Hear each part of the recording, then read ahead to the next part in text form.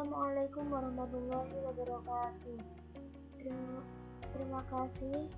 Sebelumnya saya akan memperkenalkan diri. Nama saya Laila Sukriya. Di sini saya akan menjelaskan pemisahan campuran suatu senyawa secara fisika untuk memenuhi evaluasi akhir semester asal mata kuliah separasi dan spesiasi kimia.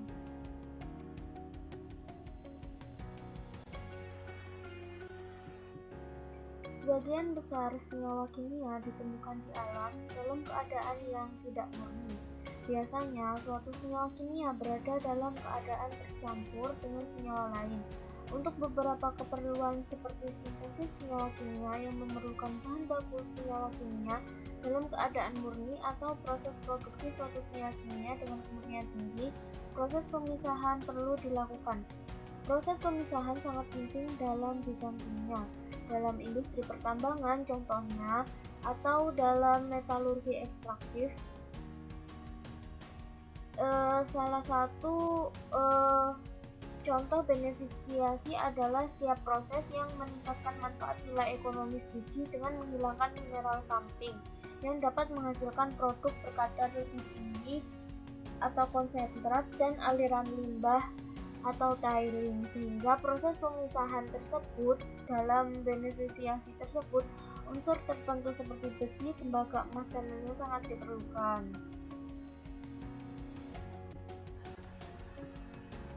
Nah, proses pemisahan suatu campuran dapat dilakukan dengan berbagai metode. Metode pemisahan yang dipilih tergantung pada fasa komponen penyusun campuran. Suatu campuran dapat berupa campuran homogen yang berupa satu fasa atau campuran heterogen yang terdiri dari lebih dari satu fasa. Suatu campuran heterogen dapat mengandung dua atau lebih fasa, yaitu padat-padat, padat cair, padat gas, cair-cair, cair gas, gas, campuran padat, cair gas, dan sebagainya. Proses pemisahan pada campuran heterogen dapat dilakukan melalui pemisahan secara fisika seperti flotasi, pemisahan magnetik, pemisahan secara gravitasi, filtrasi, dan lain-lain. Di sini saya mencontohkan adalah pertama adalah pemisahan secara flotasi. Flotasi merupakan metode fisika kimia untuk memisahkan mineral dengan memanfaatkan sifat permukaan mineral, yaitu sifat hidrofilik dan sifat hidrofobiknya. Pada proses flotasi diperlukan bahan kimia tambahan berupa zat kolektor. Kolektor merupakan reagen yang memiliki permukaan selektif karena mempunyai gugus hidrofobik dan hidrofilik. Salah satu bahan kimia yang dapat digunakan sebagai zat kolektor adalah bahan kimia yang mengandung surfaktan. Flotasi sendiri adalah suatu proses pemisahan mineral secara kimia fisika berdasarkan pada sifat permukaan mineral yang tidak bisa dibasahi oleh air atau bersifat hidrofobik maupun yang bisa dibasahi air atau hidrofilik dengan bantuan gelembung udara pada bidang batas antara fasa padat, cair, dan gas. Keberhasilan flotasi sangat ditentukan oleh ketepatan penggunaan reagen yang digunakan, baik jumlah maupun jenisnya. Reagen flotasi ditambahkan pada tahap penyesuaian atau conditioning dengan tujuan menciptakan suatu pulp yang kondisinya sesuai agar pada saat dilakukan flotasi, mineral-mineral yang diinginkan dapat mengapung sebagai konsentrat dan mineral-mineral yang lain tetap tinggal atau mengendap sebagai tiling. Berikut adalah skema alat dari flotasi. Nah, di sini saya contohkan pemisahan metode flotasi yang dapat dilakukan pada pemisahan logam berat seperti tembaga, besi, nikel pada limbah cair menggunakan campuran udara ozon sebagai diffuser. Di sini saya mengambil penelitian yang telah dilakukan oleh Karoma et al. 2008. Proses flotasi dari limbah cair sintetis tunggal dilakukan secara batch satu tahap menggunakan campuran udara ozon sebagai diffuser. Nah, prosesnya adalah pertama, sebanyak 2 gram per liter zeolit alam Lampung dan 0,4 gram per liter sodium lauryl sulfat dimasukkan ke dalam sampel limbah sintetis. Kemudian Campuran tersebut diaduk dengan pengadukan cepat sebesar 140 rpm selama 20 menit. Selama pengadukan, pH campuran limbah diatur agar mencapai nilai 7 dengan menambahkan NaOH 3 molar setetes demi setetes. Setelah 20 menit, sebanyak 0,133 gram per liter polialuminium klorida ditambahkan ke dalam campuran tersebut dengan tetap dilakukan pengadukan.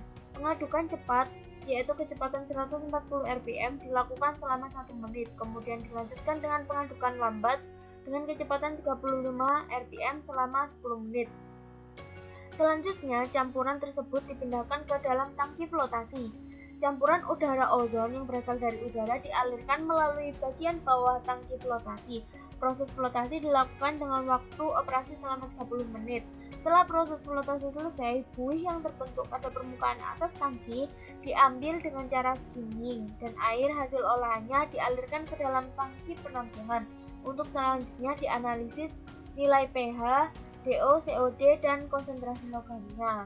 Nah, di sini kemudian presentasi dari konsentrasi logamnya dapat diketahui melalui presentasi pemisahan hingga 99,50% untuk logam besi dan 89,46% untuk logam tembaga, serta dapat mengolah limbah dengan konsentrasi logam awal hingga 150 mg per liter besi dan 100 mg per liter tembaga.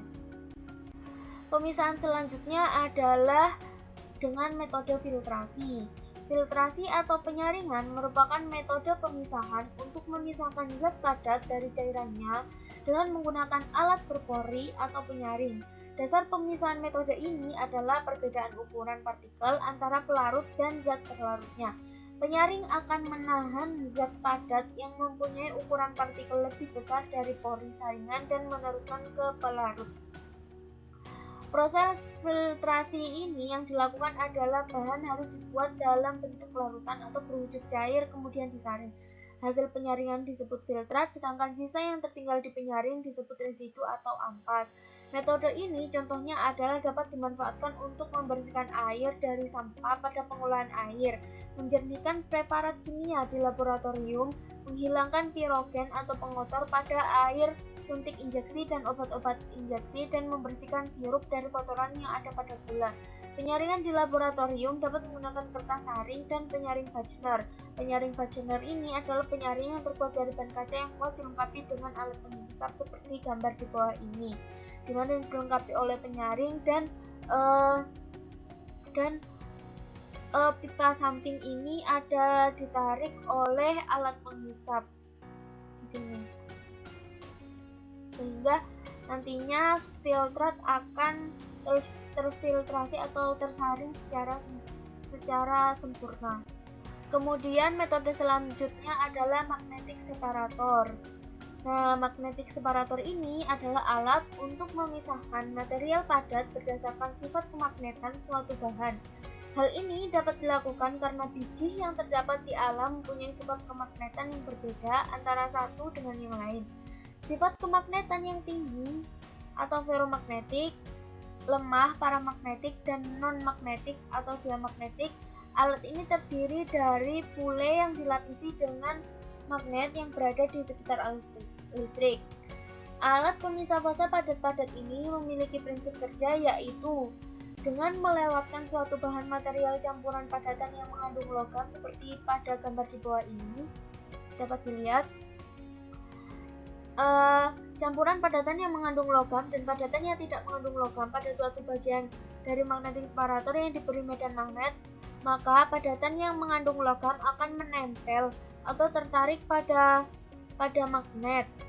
Nah, di sini adalah pule magnetnya, sehingga suatu bahan yang memiliki medan magnet yang tinggi akan tertarik, dan yang tidak mengandung magnet akan terjatuh secara gravitasi. Dengan demikian terjadi pemisahan secara fisik. Nah, di mana hasil yang tidak mempunyai sifat kemagnetan maka akan turun ke bawah di sini. Selanjutnya adalah metode destilasi. Proses destilasi merupakan suatu proses pemisahan campuran dengan menggunakan titik didih dan relatif volatility-nya. Zat dengan relatif volatility yang tinggi akan naik ke atas dan akan dikondensasikan. Untuk mendapatkan destilat sini, suatu bahan akan dipanaskan, kemudian titik didih yang rendah akan keluar terlebih dahulu, menguap, dan akan dikondensasi oleh kondensor di sini. Nah, destilasi biasanya menggunakan dua tahapan, yakni menguapkan dan mengembungkan tanpa adanya reflux, dan tahapan kedua yakni mengembalikan sebagian uap yang dikondensasi untuk menjaga suhu tray atas dan menaikkan konsentrasi destilat. Di sini akan menghasilkan hasil destilat. Ada juga yang ditetapkan untuk menjaga suhunya saja.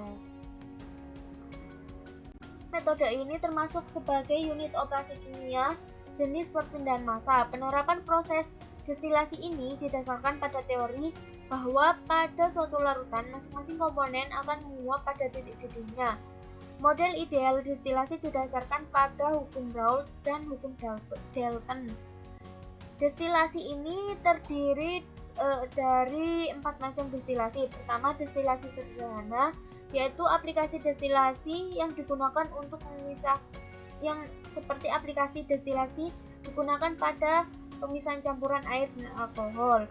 Kemudian destilasi fraksionasi yang berdasarkan perbedaan titik didih kurang dari 20 derajat Celcius dan bekerja pada tekanan atmosfer atau dengan tekanan rendah. Aplikasi dari destilasi jenis fraksionasi ini digunakan pada industri minyak mentah untuk memisahkan komponen-komponen dalam minyak mentah. Kemudian destilasi uap yang digunakan pada campuran senyawa-senyawa yang memiliki titik didih mencapai 200 derajat Celcius atau lebih.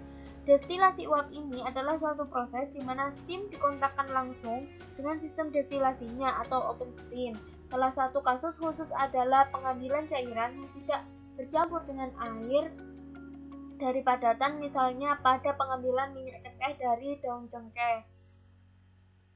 Kemudian destilasi vakum yang digunakan jika senyawa yang ingin didestilasi tidak stabil, dengan pengertian dapat terdekomposisi sebelum atau mendekati titik didihnya, atau campuran yang memiliki titik didih di atas 150 derajat Celcius.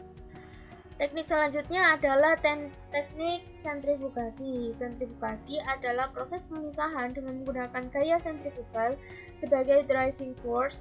Pemisahan dapat dilakukan terhadap fase padat cair tersuspensi maupun campuran berfase cair-cair. Pada pemisahan dua fase cair dapat dilakukan apabila kedua cairan mempunyai perbedaan rapat massa. Semakin besar perbedaan rapat massa dari kedua cairan, semakin mudah dipisahkan dengan cara sentrifugasi. Semakin mudah dipisahkan yang dimaksud adalah semakin kecil energi yang diperlukan untuk proses pemisahannya.